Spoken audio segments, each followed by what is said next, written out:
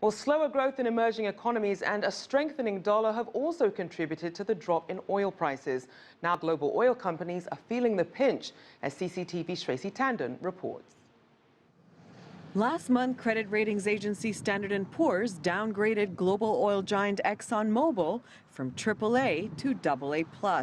The company had held on to its AAA rating for over 60 years. Exxon Mobil is just one of many casualties caught in the volatile oil market. Last week, two publicly traded U.S. oil and gas companies, Petroleum and Mid-States Petroleum, filed for bankruptcy. I think you have some marginal producers that will continue to show distress. This last rally in oil has given the institutions that lend to them, the banks and the bond markets, some degree of hope. But you have to understand that when creditors force you into bankruptcy, it happens when they lose hope. And another decline in the price of oil, I think, is going to clear the market enormously on some of the more distressed situations out there.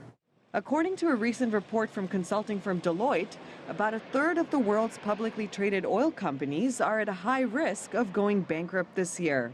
But it's not just the oil and gas firms that are affected.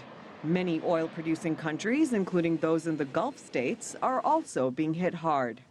So we're going to see a further probably $100 billion or so in terms of lower revenues from oil exports. And this is now beginning to affect not just the financing, but also the economies in terms of their economic activity. RBC Capital Market strategist Helena Croft suggests that the psychology of the market has changed, leading many to believe that the oil market will stabilize at around $50 per barrel. I'm not going to say that it's never going to spike back over 50. I just don't believe it's going to be sustained at that level. And I think we'll see additional tumbles back into the low 30 range before long.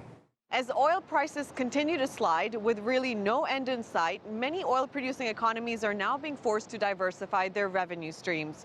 As for the oil-producing companies, well, they're bracing for a grim 2016. Tracy Tandon, CCTV, New York. If you like what you just saw, follow us on social media and visit our website, cctv-america.com.